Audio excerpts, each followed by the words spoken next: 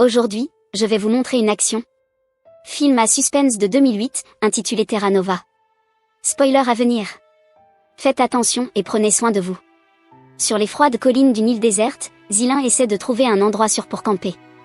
Il marche pour miles jusqu'à ce qu'il glisse et tombe dans une rivière glaciale, mais après avoir flotté pendant un moment, il parvient à en sortir et à continuer son voyage.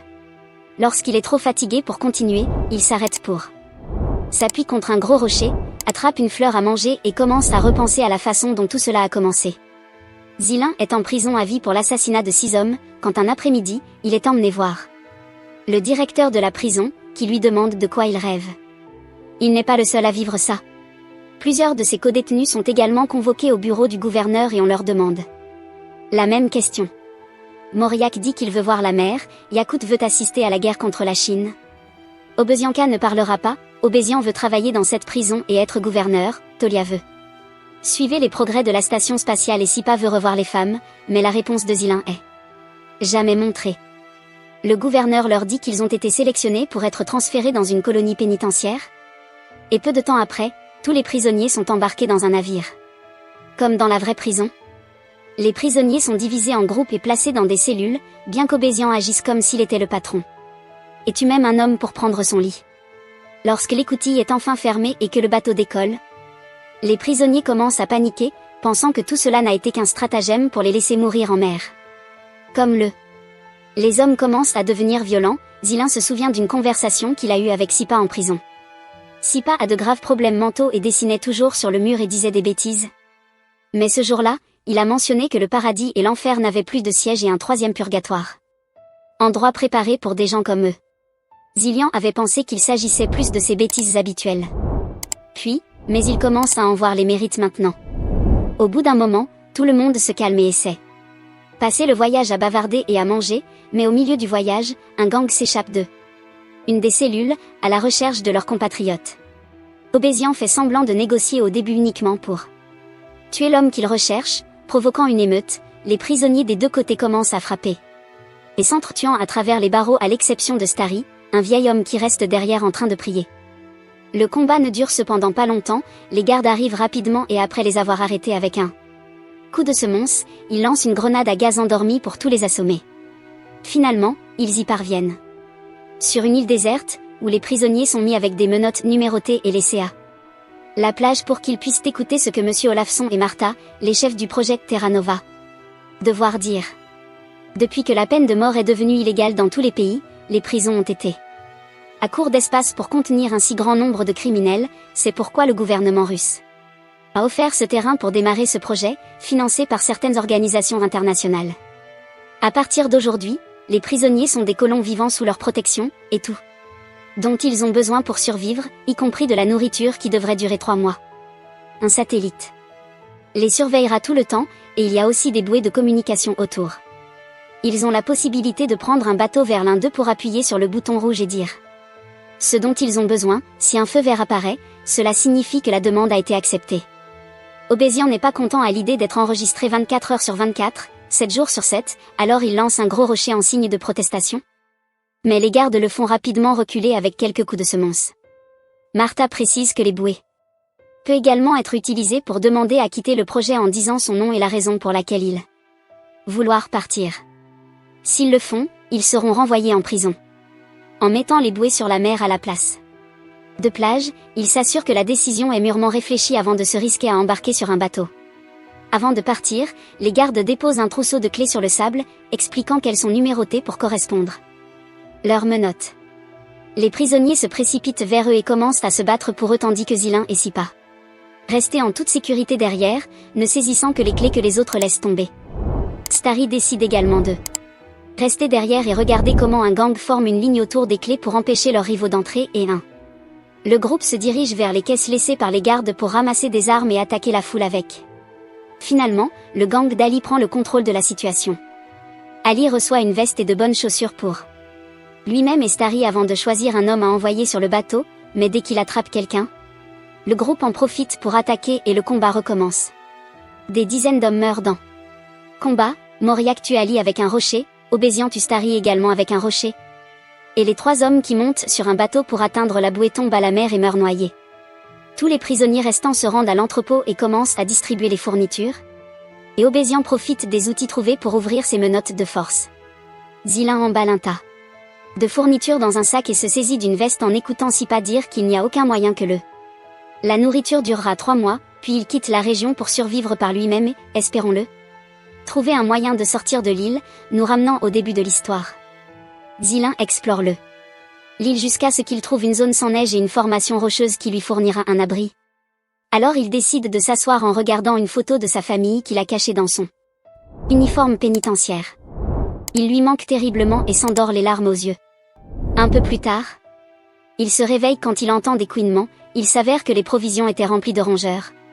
Et il mange maintenant à travers sa nourriture et son sac. Quand il commence à pleuvoir, Zilan trouve un abri sous la formation rocheuse qu'il a vue auparavant, allumant un feu pour se réchauffer et chauffer de l'eau. Après qu'il ait cessé de pleuvoir, il attrape un oiseau et le fait rôtir sur le feu, c'est alors que Sipa trouve lui. Alors qu'il bavarde avec lui, il essaie de voler son couteau, mais Zilan le voit et le reprend. Sipa offre du sel qu'il avait avec lui et son aide en échange de viande, ce que Ziling accepte. Alors Sipa va ramasser plus de bois et voit la photo de famille de Zilan accrochée au rocher, ce qui lui fait embrasser la femme de Zilan. Ensuite, ils partagent l'oiseau, et quand ils ont fini de manger, Sipa marche jusqu'au bord de la falaise, expliquant qu'il ne saute pas parce qu'il a trop peur. Il demande à Zilan pourquoi il ne mourra pas non plus, et Zilan lui explique que c'est à cause de sa famille. Ils sont morts et il veut être enterré à côté d'eux, ce qui ne peut pas arriver s'il meurt sur l'île. Les deux hommes s'endorment, et quand Zilan se réveille, il découvre que Sipa a volé la photo pour l'utiliser comme source d'inspiration pour sa débauche. Furieux, Zilan le bête et le pousse de la falaise. Mais Sipa ne meurt pas parce qu'il ne tombe pas dans l'océan, il tombe sur une colline juste en dessous. Mais même après ce désaccord, les deux voyagent ensemble alors qu'ils explorent l'île. Sipa s'amuse facilement avec les déchets qu'il trouve dans l'eau pendant que Zilan essaie de pêcher, mais le seul être vivant qu'il trouve dans l'eau est une sorte de mille pattes aquatique, qui effraie Sipa. Dehors. En regardant autour de lui, Zilan est choqué de trouver soudainement une partie d'un hydravion parmi les rochers. Il suffit d'aller un peu plus haut sur la colline pour trouver l'avion entier, ce qui lui donne un peu de espoir parce qu'il était pilote et qu'il serait capable de le piloter. Cependant, 2 hommes ne suffisent pas pour le déplacer, alors pour l'instant, ils retournent à leur abri. Zilan allume un feu avec quelques allumettes qu'il avait attrapées à l'entrepôt, mais il y a quelque chose en eux qui crée une fumée très toxique. Il s'éloigne du feu et entraîne avec lui un Sipa endormi, qui au début ne se réveille pas. Il faut quelques secousses à Zilan pour qu'il reprenne enfin conscience, mais sa bouche seulement continue de dire des bêtises, et Zilan se rend compte que le froid va les tuer d'une minute à l'autre. Les hommes décident de retourner à la base et de voir s'ils peuvent voler du charbon. De retour à la base, la vie n'a pas été facile pour tout le monde. Obésian et son gang contrôlent et gardent une routine tout en partageant fourniture, et Obésian leur demande même de l'appeler gouverneur.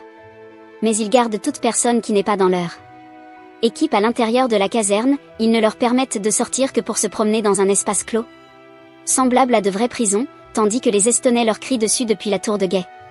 Quand ils sont renvoyés, ils doivent courir parce que celui qui est le dernier est tué pour être utilisé comme nourriture plus tard. Zilan et Sipa parvient à atteindre la boîte à charbon et trouve les restes d'un incendie. Après avoir marché si longtemps, ils gèlent presque, alors ils ne peuvent s'empêcher de s'allonger près du feu et de s'endormir. Mais Sipa se réveille rapidement quand il entend des bruits, la bande arrive avec leur dernier prisonnier. Pour la torréfaction.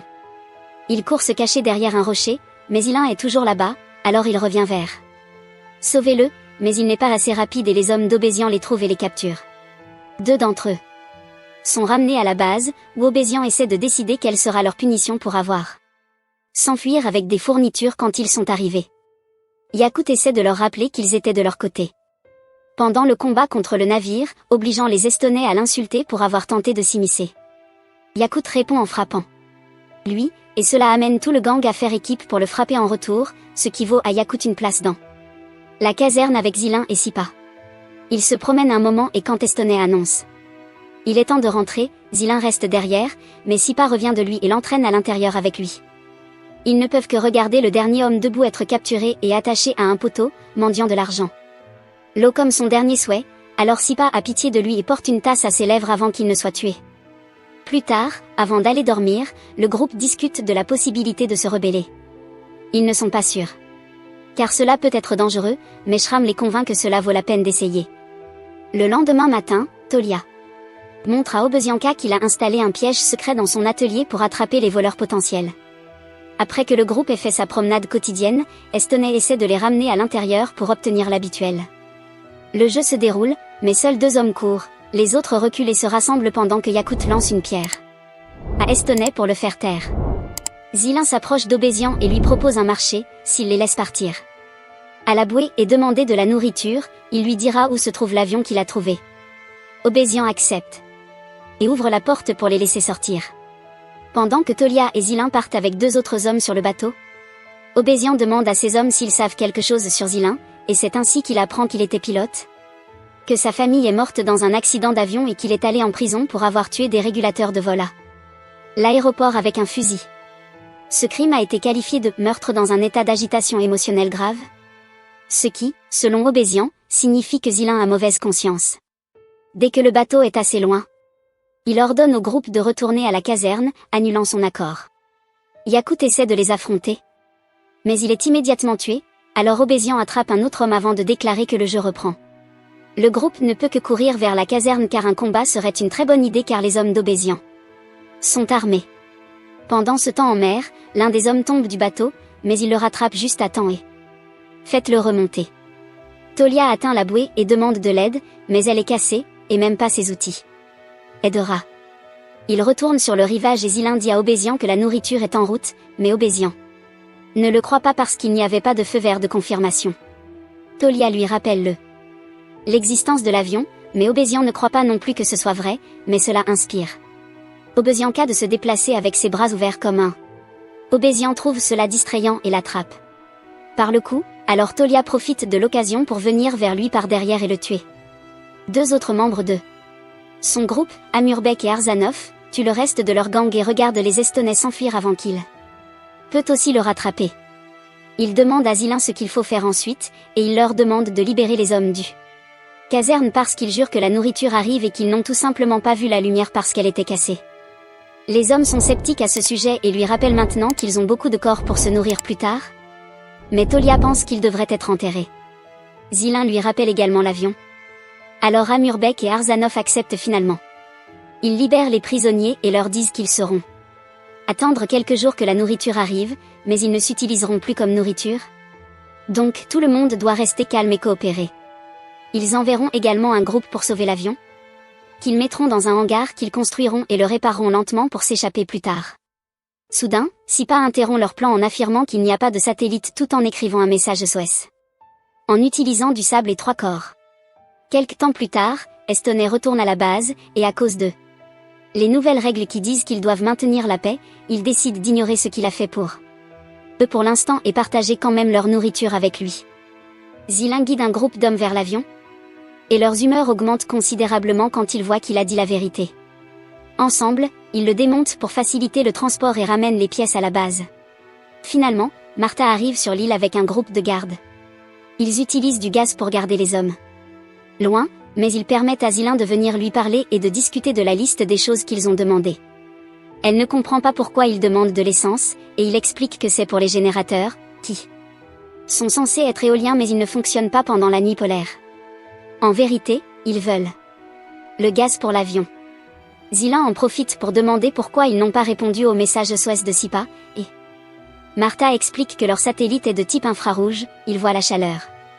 Ainsi, ils peuvent localiser les personnes. Et des poils mais pas des mots.